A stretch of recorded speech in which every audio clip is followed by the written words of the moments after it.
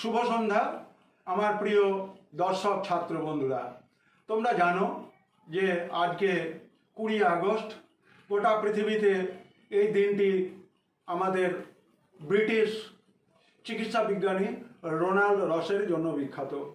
Ronald রস Asia ভূমিতে malaria মশার উপরে পরীক্ষা নিরীক্ষা করেন এবং কলকাতাতে তার যে বাসভবন সেখানে তিনি ম্যালেরিয়া রোগের জীবাণু এবং মূলত নারী মশার দ্বারা যে রোগ সংক্রামিত হয়ে মানুষের শরীরে ছড়িয়ে পড়ে ম্যালেরিয়া, তার উপরে পরীক্ষা করে তিনি চিকিৎসা বিজ্ঞানে নোবেল পেয়েছিলেন।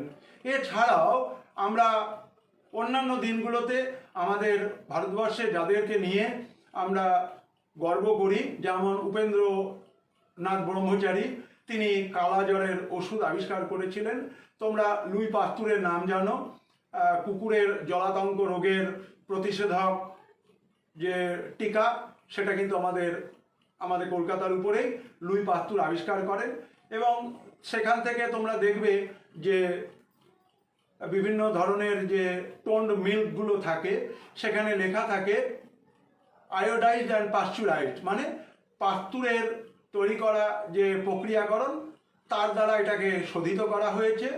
এবং এইভাবে আমরা দেখতে পাবো যে চিকিৎসা বিজ্ঞান এবং ইতিহাসে যে সমস্ত অনন্য অবদান রেখেছেন তার মধ্যে রোনাল্ড রসের কথা আমরা বললাম, আমরা উপেন্দ্র কিশোর ব্রহ্মচারী যিনি কালাজ্বরের ওষুধ আবিষ্কার করেছিলেন তার কথা আমরা বললাম, আমরা এইভাবে পাস্তুরের কথা বললাম, জলাতঙ্কের প্রতিষেধক যিনি আবিষ্কার করেছিলেন।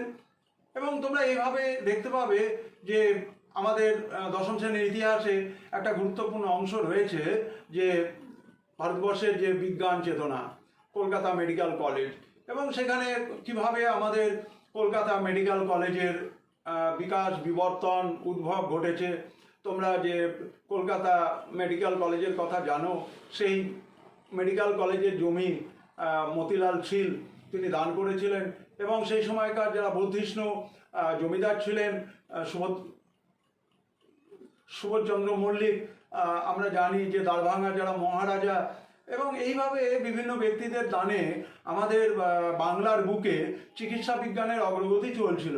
তোমরা মধুসূদন গুপ্তের কথা জানো, আমাদের বৈদ্যবাটির ছেলে, সেই বৈদ্য পরিবারের ছেলে তিনি হলেন মধুসূদন গুপ্ত। তিনি এশিয়ার প্রথম কোনো ব্যক্তি যিনি সব ব্যবচ্ছেদ করেছিলেন এবং এই সব ব্যবচ্ছেদ অত্যন্ত সেই সময়কার দিনে একটা নিন্দনীয় কাজ ছিল, কারণ কুসংস্কারপূর্ণ এবং আমাদের বাংলার যে সামাজিক দিক সেখানে শবদেহ কাটাছেঁড়া করা এটা কিন্তু সমাজ ভালোভাবে নেয়নি।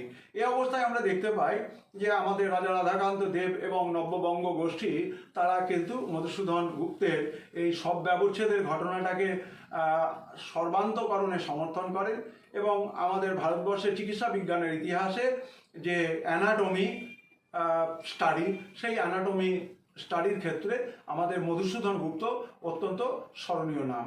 আজকে এই পর্যন্তই আমরা আমাদের বাংলার যে বিজ্ঞান ও ইতিহাস সেই সম্পর্কে ছোট তোমাদের জন্য একটা ভিডিও আমি দিলাম। পরের ভিডিওতে লক্ষ্য রাখো, আমরা বলেছিলাম যে 1920 দশকে বাংলার বুকে যে আন্দোলন হয়েছিল, স্বাধীনতা সংগ্রাম হয়েছিল, সেখানেতে মহিলাদের যে ভূমিকা ছিল সেই বিষয়ে তো আমাদের সামনে আলোকপাত করা হবে। সবাই ভালো থেকো। ইতিহাসের আলোয় in the light off history YouTube চ্যানেলটিকে তোমরা সাবস্ক্রাইব করো, যাতে করে তোমরা সাবস্ক্রাইব করলে আমার তৈরি করা ভিডিওগুলো তোমাদের কাছে সরাসরি পৌঁছে যাবে। লাইক করো, বন্ধুদের মধ্যে অনেক অনেক বেশি পরিমাণে শেয়ার করো, কারণ তোমরা যারা পশ্চিমবঙ্গ মধ্যশিক্ষা পর্ষদে মাধ্যমিক পরীক্ষার্থী তাদের এটা বিশেষভাবে কাজে লাগবে। সিবিএসই, আইসিএসসি এবং আইএসসি বোর্ডের যারা ছাত্রছাত্রী রয়েছে তাদেরও এটা ভীষণভাবে কাজে লাগবে।